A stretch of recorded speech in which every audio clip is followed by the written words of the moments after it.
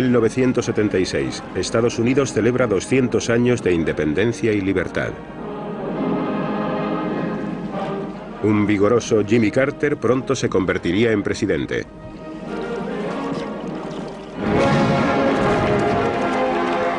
También la Unión Soviética mostraba su orgullo ante los logros conseguidos durante el mandato del envejecido Leonid Brezhnev. Ambos líderes prometieron reducir las tensiones este-oeste. Pero en 4 años estas promesas habían dejado paso a la ira y a la desconfianza. La Guerra Fría estaba lejos de acabar.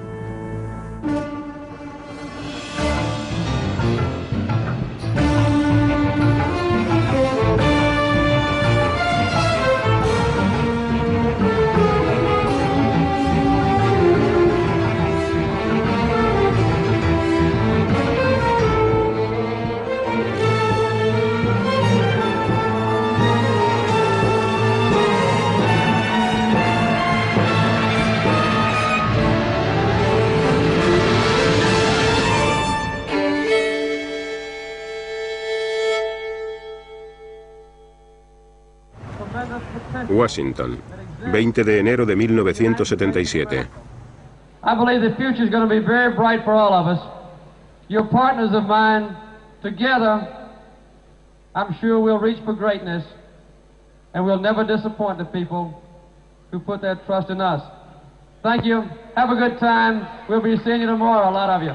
El presidente Carter intentaba devolver la autoconfianza a su pueblo y conseguir que en el exterior Estados Unidos recuperara el liderazgo. Jimmy Carter era una cara nueva que aportaba frescura. En esencia, era un desconocido. A escala nacional, muchos no habían oído hablar de él jamás. Jimmy who?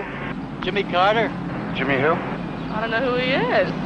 Jimmy Carter's baseball player, isn't he? Solía decir cosas como, nunca os mentiré. Creo en Dios. Siempre he sido fiel a mi esposa. Pero pueden imaginarse que en Washington la reacción hacia él fue de hastío, incredulidad y desprecio. No obstante, a la gente le gustaba mucho. Querían a alguien nuevo, alguien que aportara frescura, alguien a quien no hubieran salpicado los traumas, problemas y la corrupción del pasado.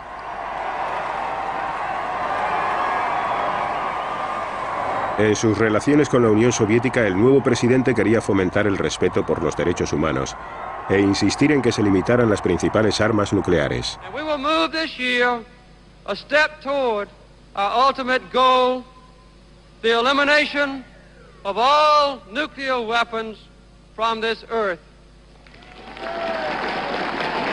En la ciudad de Vladivostok, en noviembre de 1974, el presidente Ford y los soviéticos habían firmado un acuerdo provisional sobre la limitación de las armas nucleares.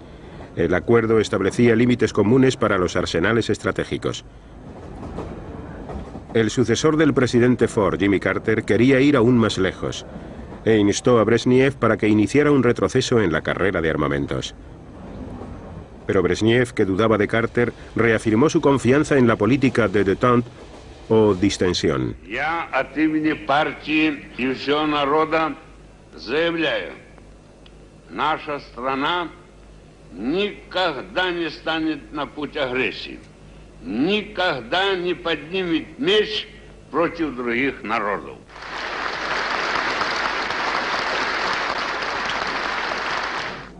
Carter envió a Moscú a Cyrus Vance, su secretario de Estado, con todo un repertorio de propuestas que sugerían recortes radicales en los arsenales estratégicos, estableciendo límites muy inferiores a los de Vladivostok. Vance le llevó al embajador soviético Dobrynin un resumen de los objetivos de Carter.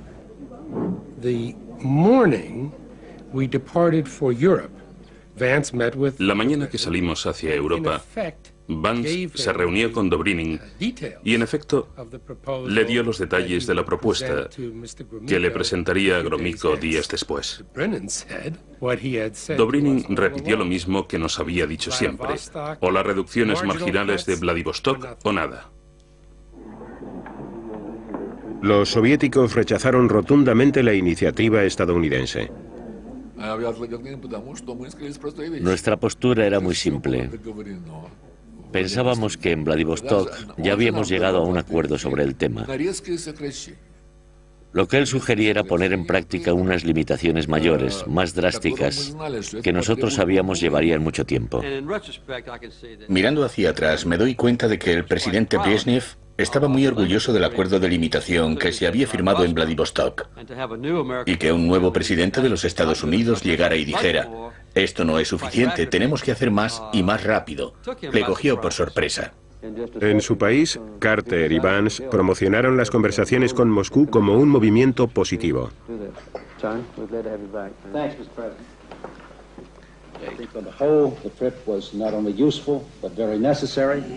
It's interesting that Mr. Gromyko agrees with that conclusion, and I do not believe, contrary to what appeared in one of the papers today, that there were any miscalculations. We were very well prepared for what came up, and I think on the whole, as I've said, it was a very useful and necessary trip. Otros asesores se mostraban menos confiados.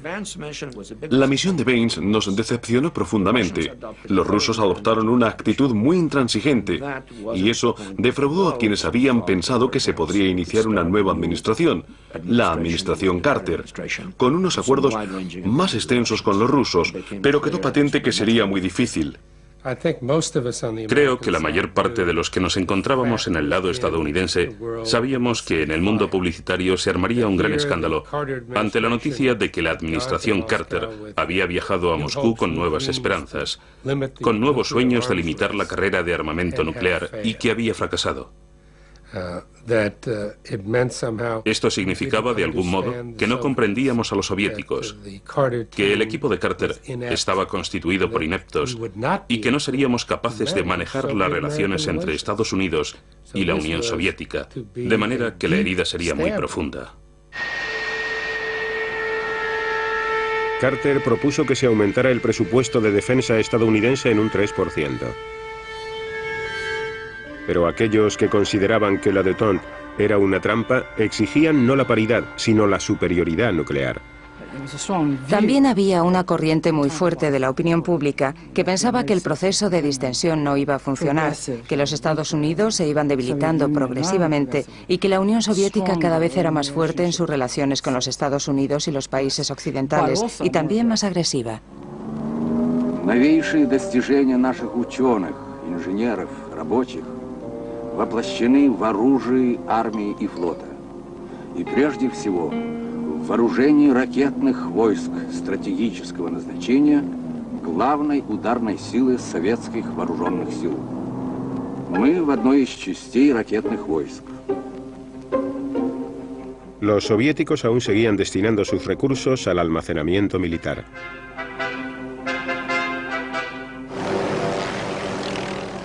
Los inmensos depósitos de petróleo y gas natural situados en Siberia habían mantenido a la Unión Soviética al margen del aumento en el precio del crudo que había provocado la recesión en Occidente. El petróleo le proporcionaba a la Unión Soviética la divisa fuerte que tanto necesitaba. Al pueblo soviético le decían constantemente que su país estaba prosperando y que pronto igualaría al oeste en todo. Не располагала таким огромным экономическим и научно-техническим потенциалом.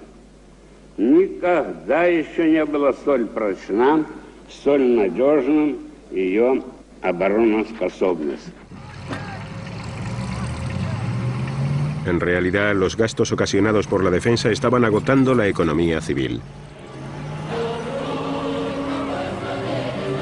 En 1977, el anciano Leonid Brezhnev ya no tenía el control total. Los médicos comenzaron a limitar el tiempo que podía pasar trabajando. Estaba perdiendo la vista y tuvieron que cambiar los caracteres de su máquina de escribir por otros de mayor tamaño. Por aquella época, en el gobierno central reinaba el caos. Todos los miembros del Politburó comenzaron a trabajar en su propio beneficio y también en beneficio de la sección de la economía que representaban. Fuera del Kremlin, el pueblo ruso cada vez se mostraba más apático. El nivel medio de vida era muy bajo. El ideal del comunismo se había evaporado. La vida cotidiana era monótona y gris. La política de détente no había modificado los métodos represivos de la Unión Soviética. La presión con respecto a los derechos humanos incrementaba las tiranteces en las tensiones entre este y oeste. En 1975, Brezhnev, Ford y otros 33 dirigentes firmaron la Declaración de Helsinki. Por primera vez, Occidente tenía un arma muy poderosa para defender la causa de los derechos humanos al otro lado del telón de acero. Gracias a los acuerdos de Helsinki, que para los soviéticos no eran más que un pedazo de papel, la atención de los medios de comunicación de todo el mundo se volvió hacia nuestra causa. De repente, se convirtió en un asunto que se trataba en el Congreso de los Estados Unidos. Los jefes de Estado trataban de encontrar una solución al problema. Este hecho comenzó a influir en el carácter de las relaciones este-oeste. Antes de ser presidente, ya estaba muy convencido de que los derechos humanos básicos, la igualdad de oportunidades y el final de los abusos de los gobiernos con respecto a su pueblo eran principios básicos en los que Estados Unidos tenía que demostrar que era un campeón. Le dijimos al presidente, no vamos a consentir que nos presione. Este es un asunto interno y no vamos a discutirlo con usted. Estaba muy comprometido con los derechos humanos. En mi opinión era un tema muy importante, pero no omitiré el hecho de que también pensaba que en nuestro interés por hacer respetar estos derechos, en lo que a la Unión Soviética se refería, había también motivos materiales. Y al sacar el tema de los derechos humanos, siempre señalábamos uno de los puntos débiles del sistema soviético. Se trataba de un sistema basado en la opresión. En Checoslovaquia, los disidentes elaboraron en secreto la Carta 77, un documento sobre los derechos humanos que hicieron llegar a Occidente clandestinamente.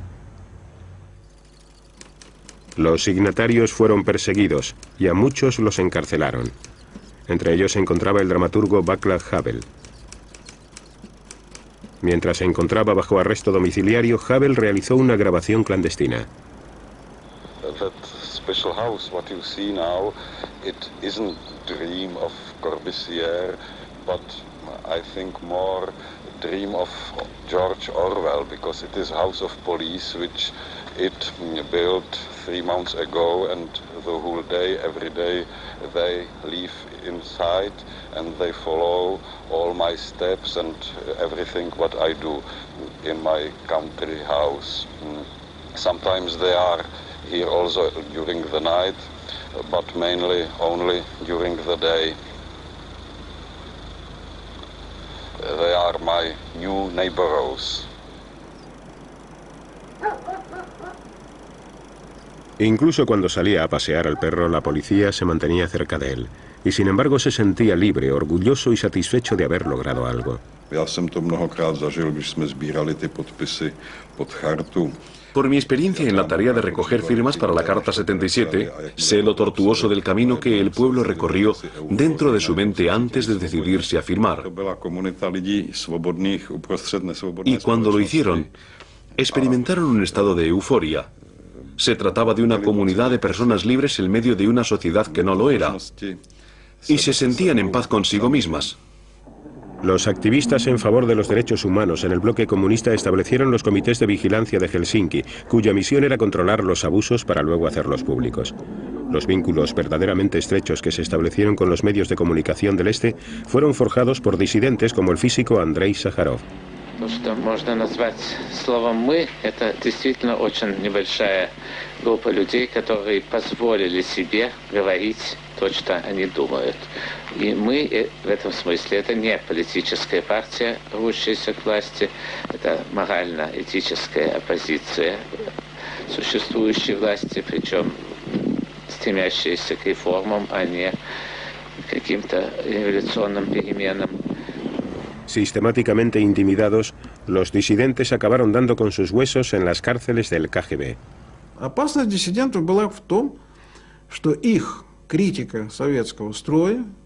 Sus críticas al Partido Comunista y al estilo de vida soviético amenazaban con convertirse en una plataforma para atacar el régimen. Podían transformarse en una fuerza política organizada, y esa posibilidad nos aterrorizaba.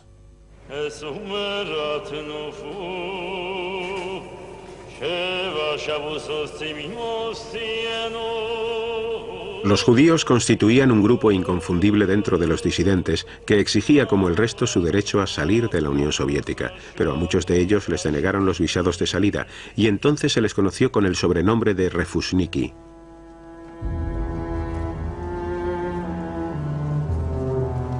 A quienes hacían campaña en favor de sus derechos se les sentenciaba a pasar largas temporadas en prisión o en campos de trabajos forzados junto con otros activistas políticos.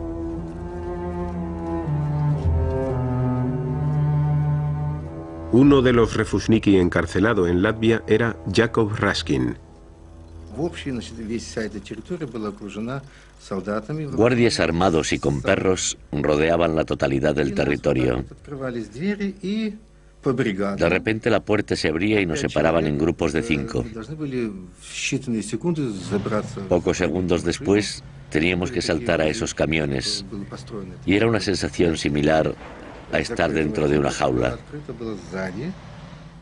Yo podía ver a la gente que estaba fuera en la calle. Todos seguían con su vida y yo tenía celos de todos ellos. Los envidiaba y a la vez sentía una profunda pena.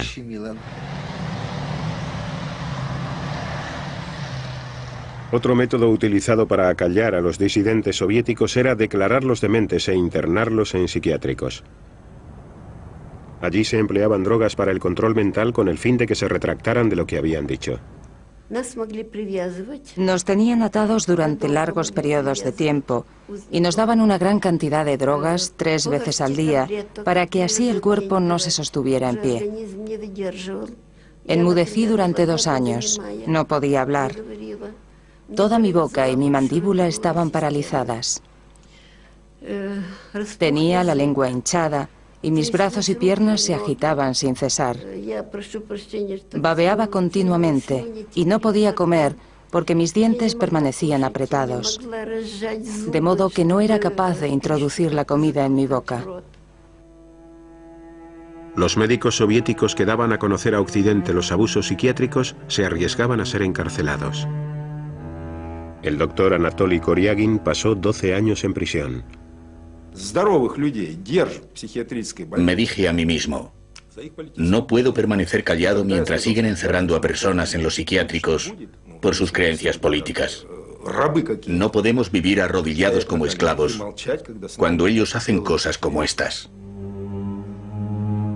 En la prisión, Koryagin se negó a admitir ninguna culpabilidad.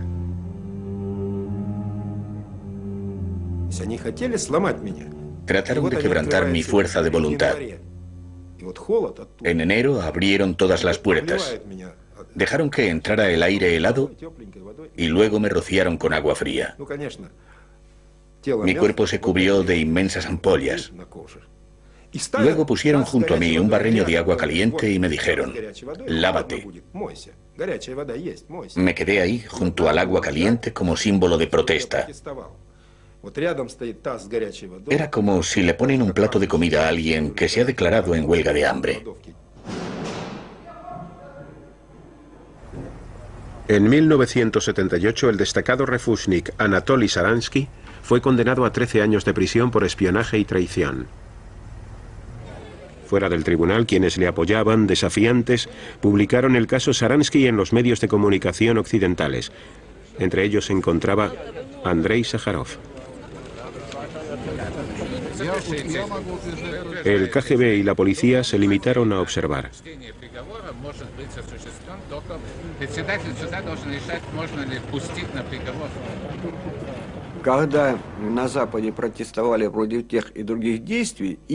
Las protestas y la publicación del material sobre la violación de los derechos humanos en la prensa occidental provocaron la indignación. Y la reacción del KGB fue la siguiente. Esos malvados han burlado nuestras defensas y han publicado información sobre nosotros en Occidente. Hay que castigarlos. El juicio Sharansky desencadenó enérgicas protestas en Occidente. La suerte de los presos políticos se convirtió en un tema clave para la política estadounidense. The trials which began yesterday in the Soviet Union have serious implications for the future relations between the United States and the USSR. El Congreso de los Estados Unidos y los comités de vigilancia de Helsinki controlaban el comportamiento soviético. But I'm not at all a specialist in regard to military matters. But I do not trust the Soviet government. Las pruebas del abuso de los derechos humanos enardecieron los sentimientos antisoviéticos en Estados Unidos.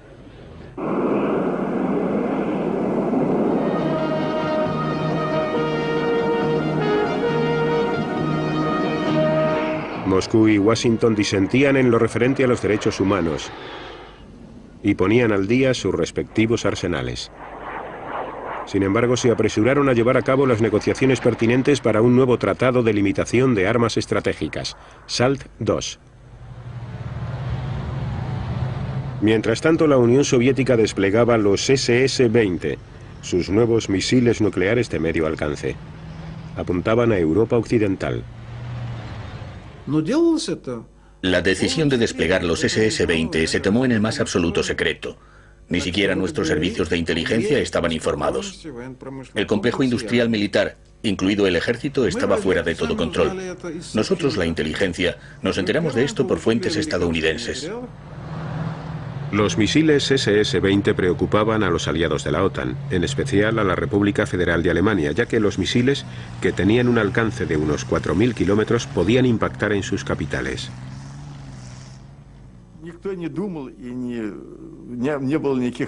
Nadie había planeado atacar Europa con los SS-20.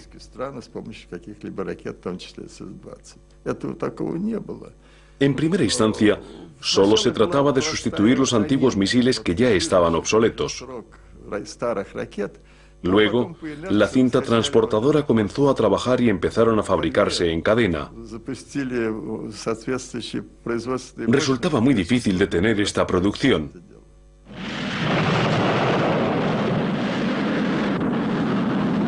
No obstante, los nuevos misiles soviéticos no entraban en la agenda de las negociaciones del SALT II.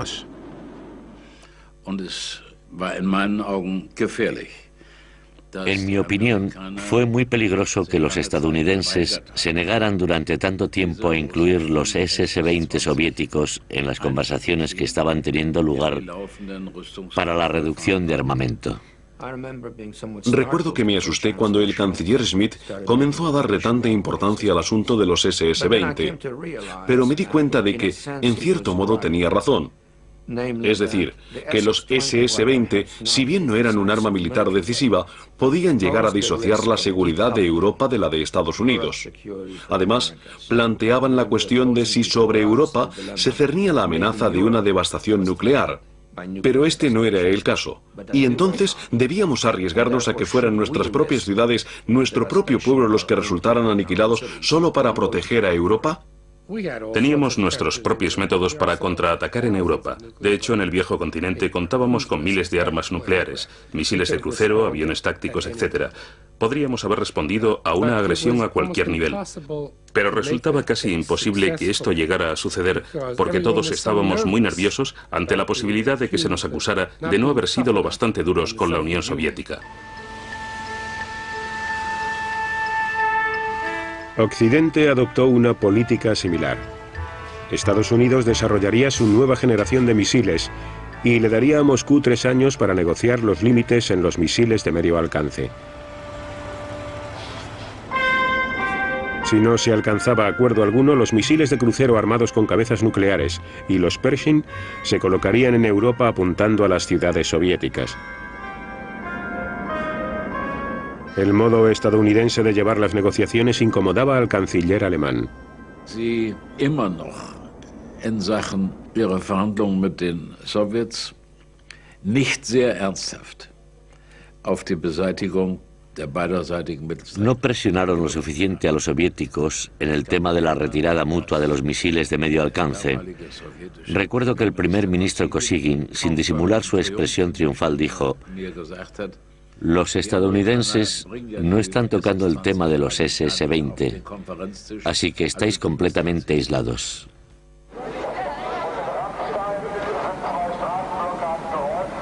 La promesa de la OTAN de desplegar ese tipo de armas sembró la división dentro de la organización.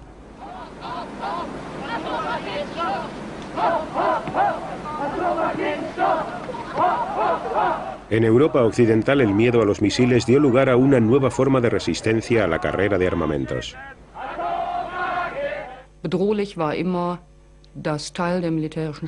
Lo que resultaba siempre peligroso era que Alemania fuera el campo de batalla nuclear.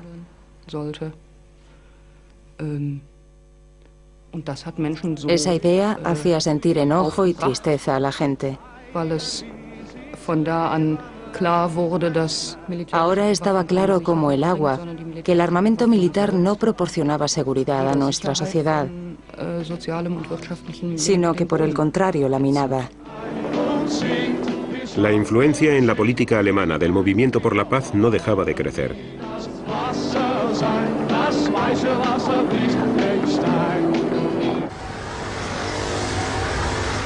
Las superpotencias habían acordado establecer nuevos límites sobre las armas estratégicas en junio de 1979, completando así el Tratado SALT II. Carter se reunió con Brezhnev por primera vez cuando ambos se desplazaron a Viena para firmar el citado tratado. Pero los planes de Carter para unas charlas más específicas con Brezhnev se quedaron en agua de borrajas.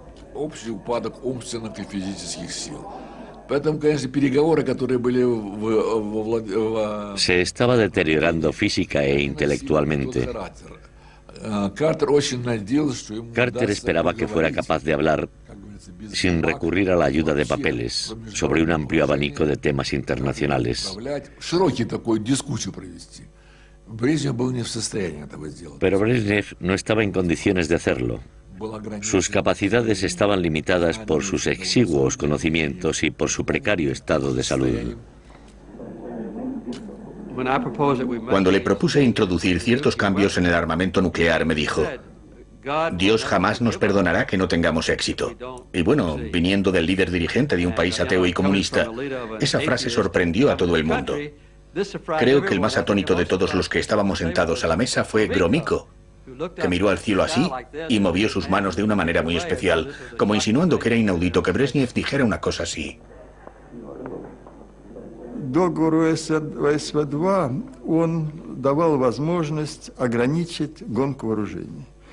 Los acuerdos SALT II o acuerdos para la limitación de armas estratégicas II hicieron posible ralentizar la carrera de armamentos. Y este fue un paso muy importante para la Unión Soviética porque ya en aquel momento nuestros gastos para costear todas esas armas habían comenzado a tener consecuencias negativas.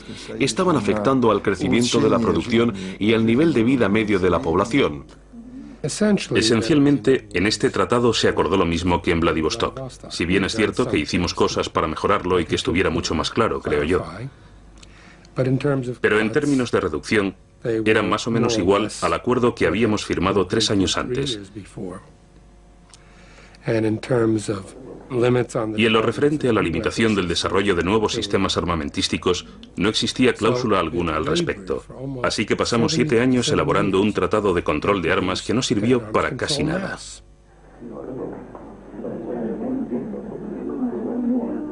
Ну, во время подписания, там вот уже потом уже мы шутили, разговор, два члена Политбюро стояли. Así pues, el tratado ya estaba firmado. El mariscal Yustinov le preguntó a Gromyko: ¿se van a besar? Porque a Brezhnev le gustaba mucho dar besos. Gromyko respondió: no lo sé, ya lo veremos. Yustinov dijo: no lo van a hacer. A lo que Gromyko respondió: no estoy muy seguro. Brezhnev fue el primero en besar a Carter y este se vio obligado a corresponderle, por lo que los medios de comunicación estadounidenses le proporcionaron una severa reprimenda. En los Estados Unidos, la derecha condenó la firma del tratado. SALT II is not strategic arms limitation. It is a strategic arms buildup with the Soviet Union authorized to add a minimum of 3,000 nuclear warheads to their already massive inventory. The Carter administration's principal argument for ratifying SALT II was that no one will like us if we don't. You know, isn't it time that we made him understand we don't really care whether they like us or not? We want to be respected.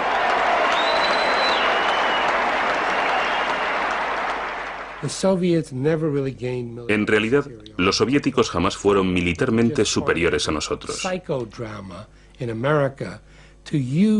Solo formaba parte del drama psicológico que se desarrollaba en Estados Unidos para hacer reaccionar a los norteamericanos sobre esa extensa y legítima cuestión de la competición estratégica entre nuestros dos países y nuestras dos filosofías. Carter cada vez recibía más críticas. Se le acusaba de ser demasiado blando con los soviéticos. Estas opiniones apuntaban al expansionismo soviético en Angola y el Cuerno de África, y advertían de que las reservas de petróleo estadounidenses estaban amenazadas. Temían que los soviéticos atacaran los intereses vitales de los Estados Unidos. Y entonces el Shah de Irán fue derrocado. Irán, país rico en petróleo, había sido un cliente asiduo de los Estados Unidos. Pero en aquel momento llegaron al poder los fundamentalistas islámicos, liderados por el exiliado Ayatollah Khomeini, que declaró que los Estados Unidos eran el gran Satán y regresó a Teherán triunfalmente.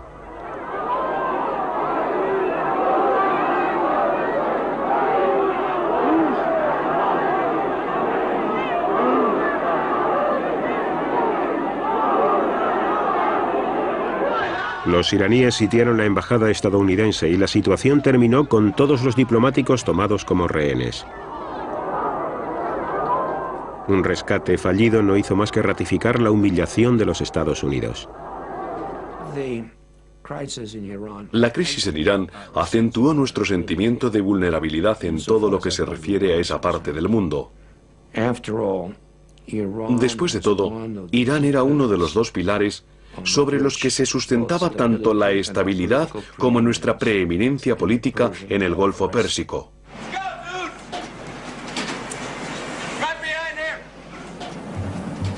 Tras la pérdida de Irán, en los Estados Unidos la escasez de petróleo ocasionó largas colas en las gasolineras.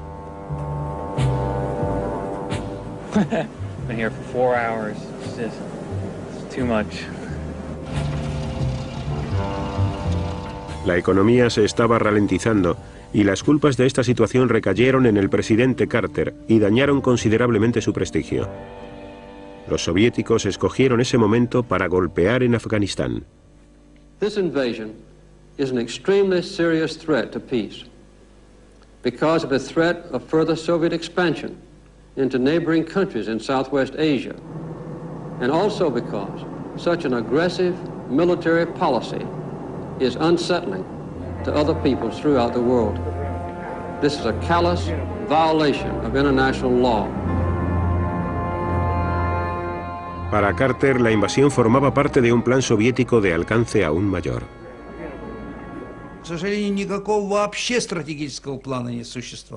Por desgracia, no existía plan estratégico alguno. Los acontecimientos se sucedían de manera caótica. En Angola, en Etiopía, pero también en Afganistán, la política soviética se convirtió en el rehén de los acontecimientos que tuvieron lugar a continuación.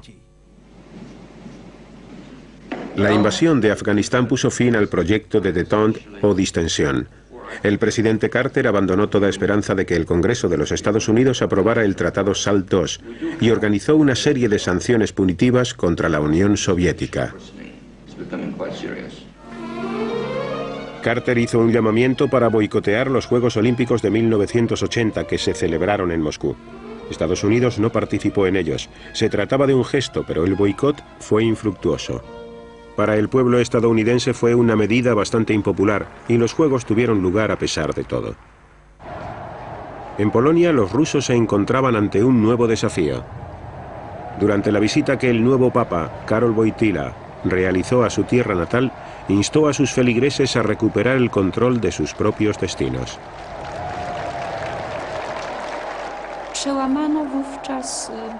Derribó la barrera del miedo.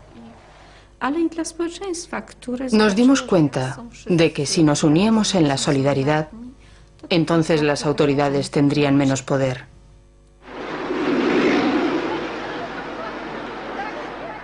La economía política estaba en crisis. Los productos escaseaban por todas partes. Los préstamos occidentales habían sido dilapidados y el país tenía que soportar sobre sus hombros el peso de la deuda externa.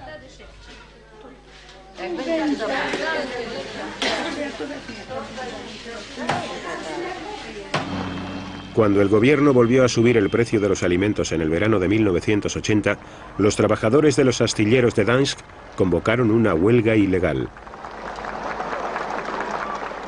Los huelguistas elaboraron una lista de exigencias que constaba de 21 puntos y se negaron a abandonar los astilleros hasta que se cumplieran sus condiciones.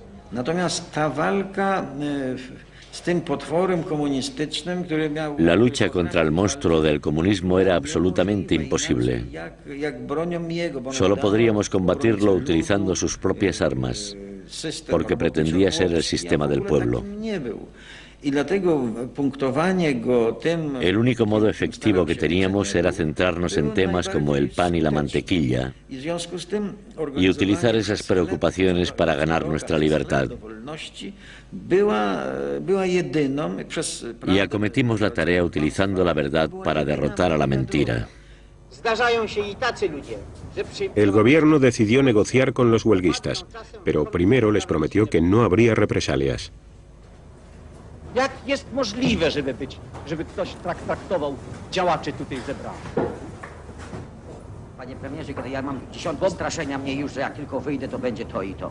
Ja nie tylko. Proszę pana, to i mnie wtedy trzeba przepędzić. Nie możemy ulegać emocji.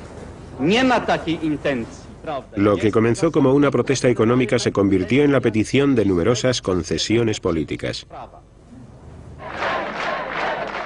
Los negociadores del gobierno dieron luz verde a las exigencias clave de los trabajadores. Mamy wreszcie niezależne, samorządne związki zawodowe.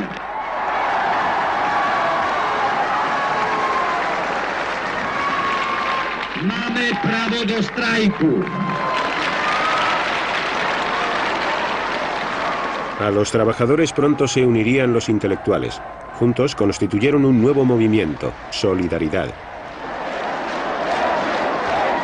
En toda Polonia se sucedieron las muestras de apoyo.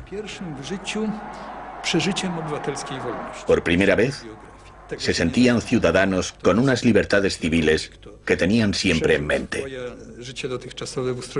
Para alguien que había vivido bajo el yugo del comunismo, era como un narcótico, como una bocanada de aire fresco.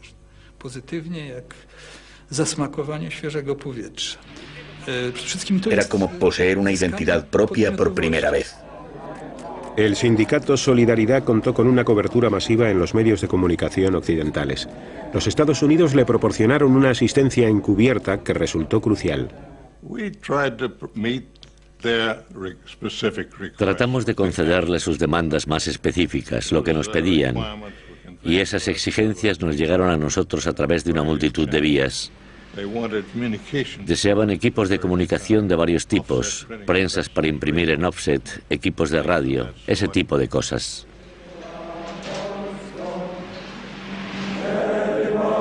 Solidaridad comenzaba a adquirir una postura cada vez más desafiante.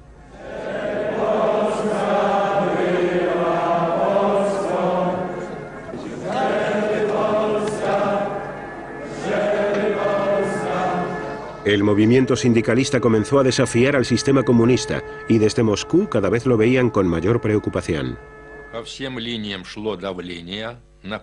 Ejercimos una presión constante sobre los dirigentes polacos con el fin de que tomaran medidas más decisivas para restaurar el orden. En diciembre de 1980 la presión soviética sobre los líderes polacos era muy intensa. Las fuerzas del Pacto de Varsovia se reunieron en torno a las fronteras de Polonia. El mensaje era obvio. O frenáis las actividades de solidaridad o las consecuencias para vosotros serán peores.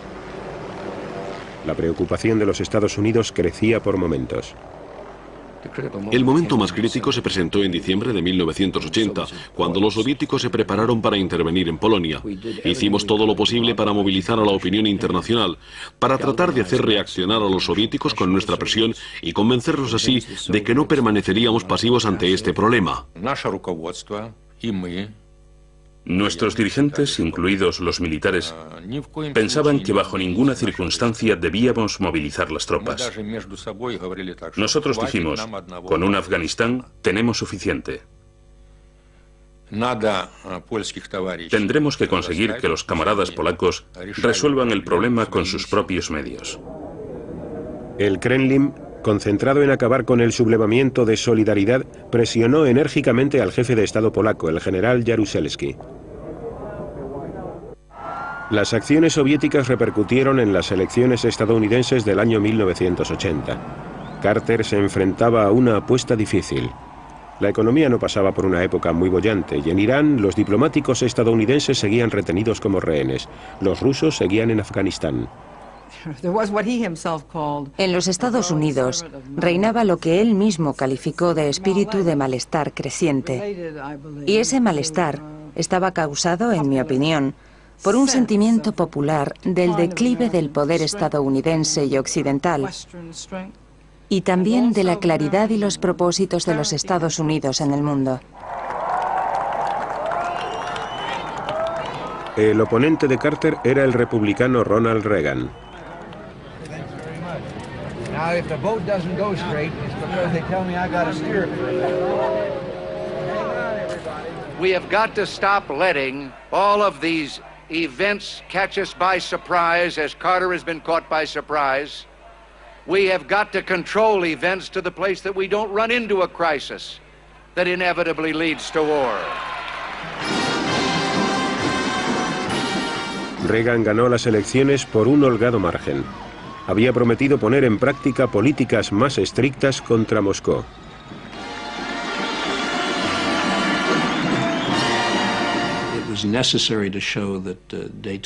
Era necesario demostrar que la détente no podía funcionar para ir más allá, para volver a la Guerra Fría y restablecer una serie de objetivos centrados en obtener la victoria en este conflicto antes que terminar adoptando una posición conformista. La política de línea dura de los Estados Unidos levantó la moral en Polonia. Solidaridad ya contaba entonces con 9 millones de miembros que apoyaban su lucha por una reforma económica y por los derechos políticos. Las huelgas paralizaron el país. Los soviéticos estaban apretándoles los tornillos a los polacos. Brezhnev presionó a Jaruzelski para que planeara medidas de contención.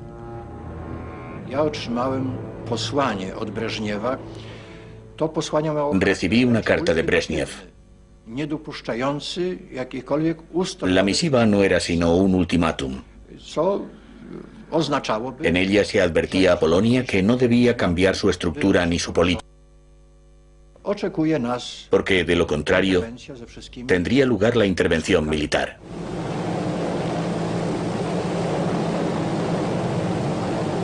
El 2 de diciembre de 1981, la policía antidisturbios acabó con una huelga de bomberos.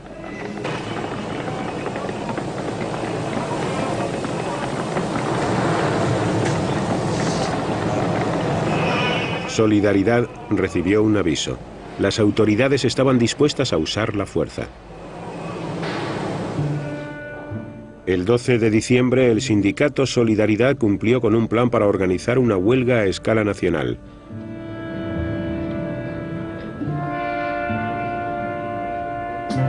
Esa misma noche el gobierno polaco puso en marcha al ejército. Los líderes de Solidaridad fueron detenidos y el sindicato proscrito.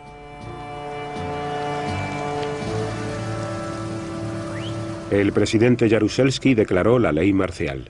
Obywatelki i obywatele, wielki jest ciężar odpowiedzialności, jaka spada na mnie w tym dramatycznym momencie polskiej historii. Obowiązkiem moim jest wziąć tę odpowiedzialność. Chodzi o przyszłość Polski.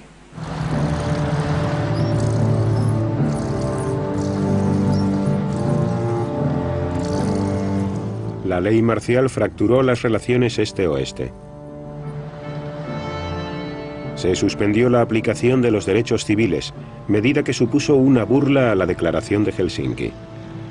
Una vez más, Moscú imponía su voluntad. En 1981 les dije a los caballeros que llegaron a detenerme: este es el momento de vuestra derrota. Estos son los últimos clavos con los que queda sellado el féretro del comunismo. Las hogueras de la rebelión estaban ardiendo.